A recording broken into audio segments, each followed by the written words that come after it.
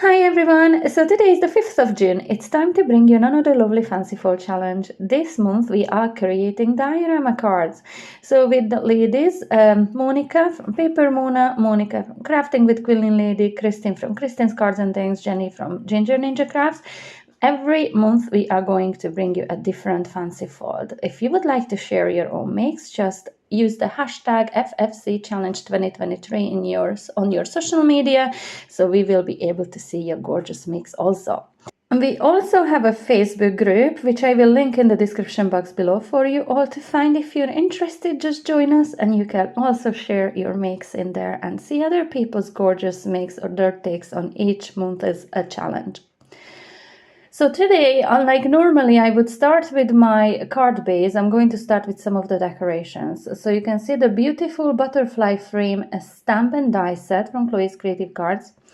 And the papers that I'm using are from the Leafy Lace Printed Paper Pad. These are gorgeous colors, and I chose a pale pink and like a pink lavendery blue. And these are the two that I'm going to use for these butterflies today. Now, these papers have a darker and a lighter side to them, and I enjoy using all of these in my card making so much lately. I have ordered extra paper pads because I'm just going through them so fast. So I'm using the paler side of both of these colors today, and I use my Versamark ink to stamp the whole wreath or this frame on the paper. And I'm going to use Wow embossing powder, and this is the super fine bright white embossing powder.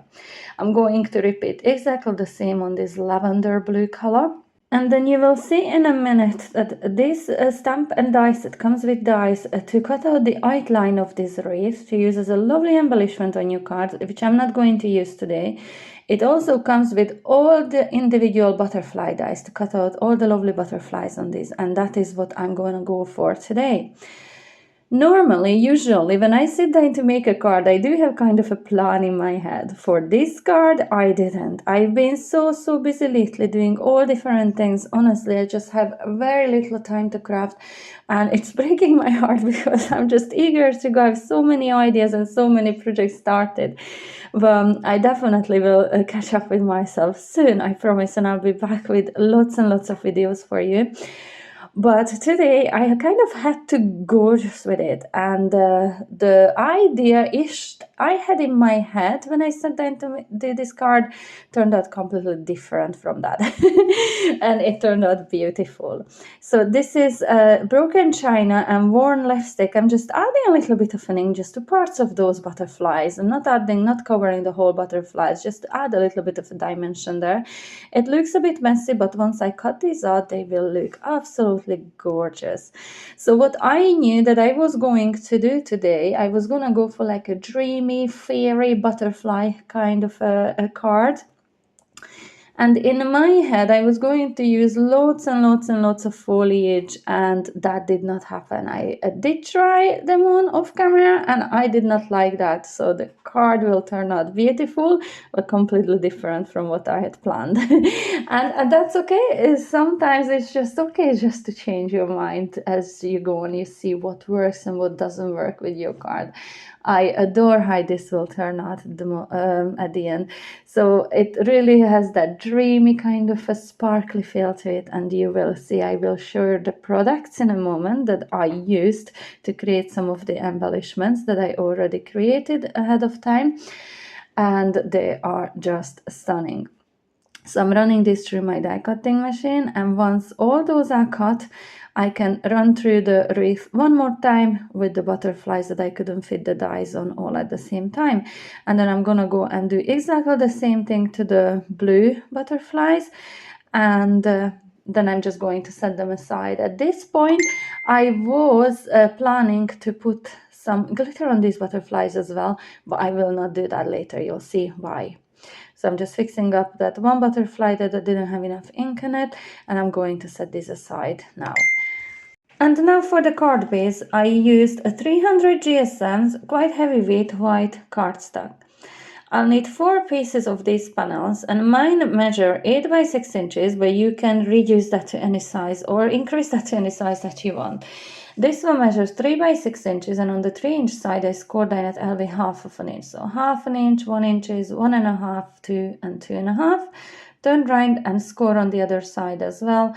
And once that's done, just fold it into a lovely concertina fold.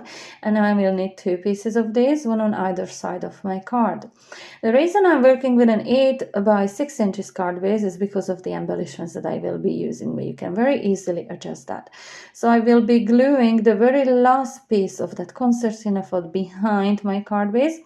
And that's because I will be able to cover it in there. I'll be writing a message on another separate piece of cardstock, and I will be able to glue it to cover all those little tabs up. I use my cola glue in here just for stability, and cola glue is quite fiddly, as I figure out as I go for this, but it dries nice and strong. The 3 other panels will have a window within them, and I decided to go for an oval. I already cut it into 2 of these, as you can see, and I will have to cut it into the front piece. So those 2 will stay white. Those will be on the inside of the card. You'll see in a moment it will all make sense. But for this front one, I wanted to add some subtle colors on. And I took this printed vellum pad from Chloe's Creative Cards. This is the first time I'm using the vellum. This piece of paper in here that you can see is from the Fabulous Florals and Falters paper pad, and this will go on the back panel. This vellum that I mentioned with this gorgeous ombre effect will be going on the front. So I'm moving it down until I find some color combination that I like, and the blue with the green kind of adds the illusion of the sky and the grass. So I will go with that, and the green is quite teal, so it's a gorgeous color combination. And what I'm going to do, I'm going to cut down a piece of double-sided sheet to 6 by 8 inches. And I'm going to cover the entire front of my panel with that. I'm removing one side of the sticky sheet, lining my cardstock up there, and I'm just removing the backing. And now I'm going to remove the other backing of that sticky sheet too. So now I have an 8 by 6 inch card base in there with a full sticky front in there. I just missed the V corner, so I just replaced it with a bit of another tape. And now I'm going to stick the vellum on top, and I'm going to cut away all the excess just using my trimmer. It's very easy to line up within the groove the edge of my cardstock in there, and I'm cutting away all the bits that I don't need, and these will be going back in the cellophane bag, and that will be perfect for some another makes, little embellishment. For my window today, I'm going to use the scalloped and pierced ovals nesting die set from Chloe's Creative Cards, and to make sure all of my windows are nicely lined up, I'm going to line up one that I already cut out in front of that one. I will place the oval die in there. It fits perfectly, obviously, because that's the one that I used to cut that one out. And then I'm going to tape it down and run it through my die cutting machine. Now this oval is the 4th die from the largest if you have this die set. If you don't, you can use anything that you want. I really enjoy using ovals lately, so that's why I'm going with this one now. Or you can use any die set that you have in your stash, or you can just cut out windows using your trimmer as well. So I've cut out 4 frames from white heavyweight cardstock using the next one up, so it's like a scalloped edge die, and I got 4 gorgeous frames in here. And because I cut all those frames and all the windows, I'm left with lots of heavyweight white cardstock, these ovals, and including the one that I just did with the vellum on front. So I will definitely come back and make some lovely oval shaped cards, all embellishments, because I just love using these, and I'm definitely not gonna chuck those in the bin. So these frames, I will come back to them in a little while. First, I want to cut down the backing to 8 by 6 inches also. There will be no frame around this pattern piece of paper, and I'm going to use my cola glue just to attach this to the back. Once again, the cola glue will leave it super strong and sturdy. I love that lilac. This card is very much out of my comfort zone, guys, and I think it's coming together nicely. Have you ever made diorama cards? Please do let me know. I'd love to hear your experiences with them. I don't think I ever recorded one before. I definitely made some years and years ago. It was a very challenging for me this time, but very, very enjoyable challenge. So I'm going to show you what else I used to create some embellishments.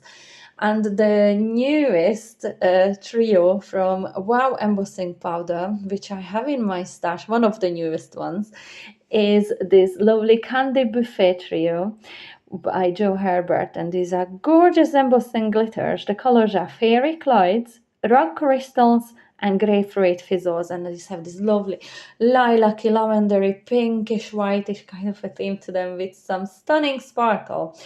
So there's a few things that I already prepared. This magical fairy stamp and die set from Chloe's Creative Cards I've had in my stash for so long and I haven't used, so definitely wanted to use this one in my on my card today. You can see how gorgeous and big that fairy is, and this is the reason I went by a 6x8 card base today, because I really wanted to use that fairy. So I stamped and heat embossed using the lightest one of the three embossing glitters, the Fairy Clydes, on a darker purple or darker lilac color paper from the Leafy Lace Printed A4 paper pad. And I will show you the color that I used now. It was that darker one. And because I used the lighter one, there's such a lovely contrast in there. I've done the same to the butterfly. Now, I'm using stamps and dies from the latest magazine kit that came from Chloe's, and there's that fairy that is satin, which die was included in the kit. And I cut it out of white heavyweight cardstock, and I just used the darkest one of the three embossing trios, the Grapefruit Fizzles, to add some color to that. The Dancing Fairy was the limited edition die, again you could buy with the magazine, and for that one I used the third one, the middle shade, the Rock Crystals. So I have three gorgeous fairies in there, use the three different embossing glitters to add some colors to them. Now guys, I appreciate that the colors in here are not the best. I was recording this video literally in the middle of the night, midnight-ish, and whatever I can work with my lights I do. But please stay tuned to the end of the video where I will show you some footage the next day where you will see all the different gorgeous shades of all these. These embossing glitters are truly a must-have. If you love embossing, heat embossing, just check these out please, because they are just marvelous. I cannot wait to use this more. Honestly, I have some ideas in my head for this one. So there's the three gorgeous fairies, and you could see that I layered up that large fairy on heavyweight cardstock because the paper is quite lightweight and I wanted it to be sturdy in front of my card. The mushroom is from the stamp set from the magazine kit again, and this is the latest magazine kit. If it's still available, I will link it in the description box below. And I used glitters to quote-unquote color the mushroom in. So from the Sparklicious range, I used Lilac Frost and Pink Perfection. And from the Wow Sparkles range, I used Sparkling Sugar. This is what I added on the dots of the mushroom, I guess. On the stem and on the outline, I used the pink and all that lilac-y one all over the head of the mushroom. I think it turned out so beautiful. I love glitter, can you tell? So in here I'm just playing about with the arrangements, but I will come back to that later. First of all, I want to add some color to the frames. I have 4 frames altogether. One of them I'm just going to leave white to be glued against the back panel. And the other 3 I'm going to add some color to using heat embossing, and I'm using exactly the same embossing glitters I showed just a minute ago. So I'm going to make a frame one of each color, and I am using my Versamark ink pad just to dip the frame into, and then on the lower setting, on the number 1 setting, I'm going to heat set this. The reason I'm using number 1 in here, because I don't want to lose all that glitter.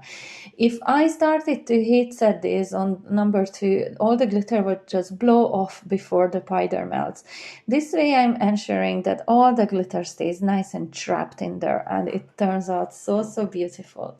So I missed the part. It was deliberate. I only did one part of this because now I can dip it back where I need to into the embossing ink, and I can heat set this again, and it will not show that this was done in multiple steps at all.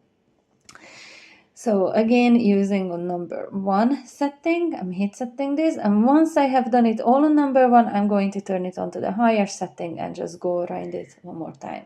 So off camera, I did the other two using the other two colors. You can see the difference in the colors in here. Just how gorgeous and sparkly do this look. Please stay tuned for some close-ups at the end of this video.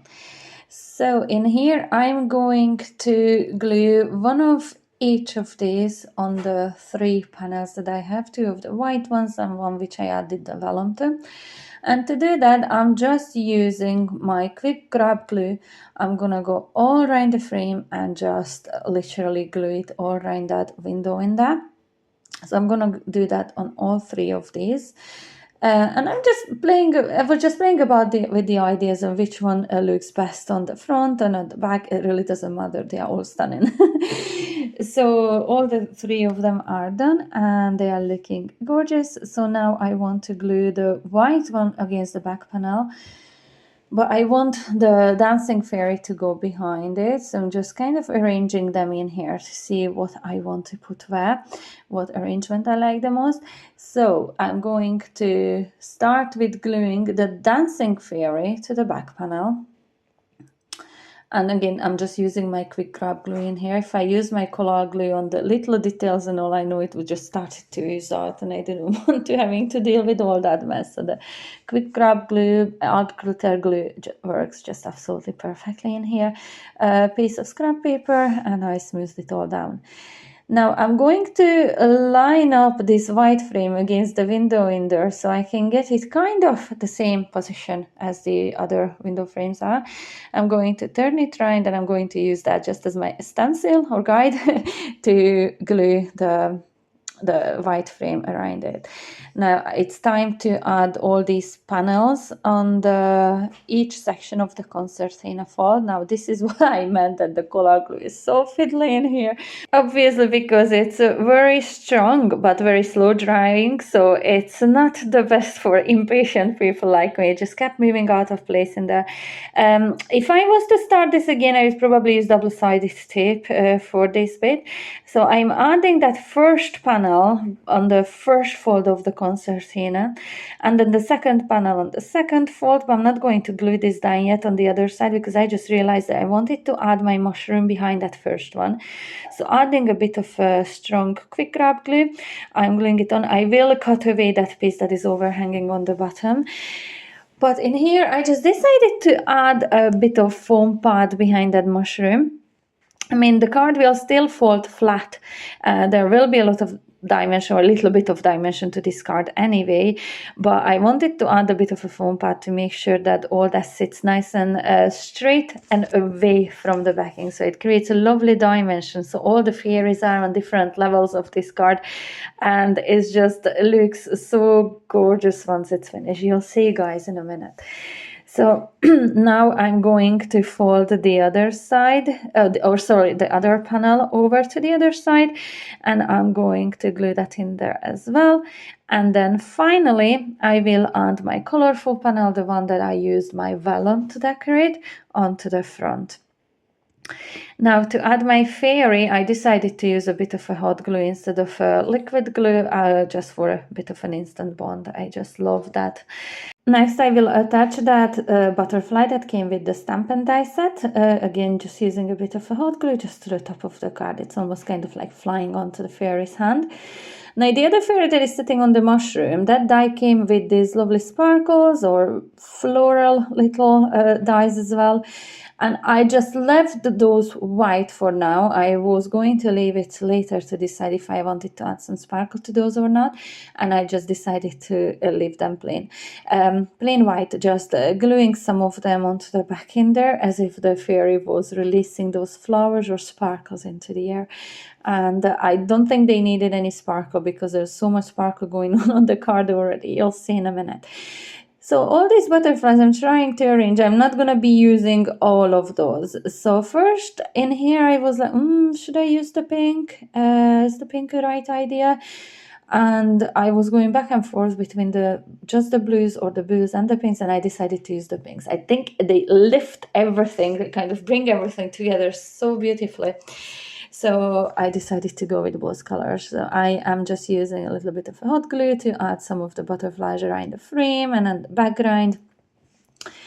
And then I decided against adding glitter to them because the sparkle from these embossing glitters are just so insane. I know it does not show in here, but I will show you at the end of this video. But adding glitter to the butterflies, I think, would have been just way too much, even though I love glitter. But I decided to add little pearls instead. Now, this pearl box that you can see in here was one of my shopping fails from Temu. I thought I was ordering larger ones, and when these arrived, okay, will do. So they've been sitting in my drawer ever since, and I just remember them yesterday. So they were perfect fit for these ones. So I'm adding all the different sizes because all the little compartments have different sizes of these white pearls in them. These are the largest ones actually that you can see in there. And then from there, they go down in size. So I added 3 different sizes to these butterflies of these. And they added some lovely, lovely dimension. To finish decorating the card, I also brought in some lilac pearls from Chloe's Creative Cards, one of the pearl boxes. Those pearl boxes come in 3 different sizes of 4 different colors each, and I love using them. I just added the largest one, the medium one, and the smallest one in each of the corners. I wasn't left with much room in here. You'll see I tried to put them on straight, but you'll see at the end of this video they kind of curved against the wing of the fairy, and I think it just worked weirdly. It worked perfectly. And this is the card ready. I didn't add any sentiment to the front, but I will be adding my sentiment and the message at the back of the card. It will stand up nicely displayed, and you can see how it folds down flat into bouncy envelope or a personalized box, which I'm planning to make with this one. And these are some close-ups. I really hope you liked today's tutorial, and if you did, please do not forget to subscribe to my channel if you haven't yet done so. Give me the thumbs up and comment in the comment section below. Every single bit of your interaction helps me get seen on YouTube, and it means the world to me. Do not forget to check out the other girls' videos I linked in the description box below, and also our Facebook group where you can share your lovely makes, and we cannot wait to see them. I really hope to see you back soon with my next tutorial. Until then, bye!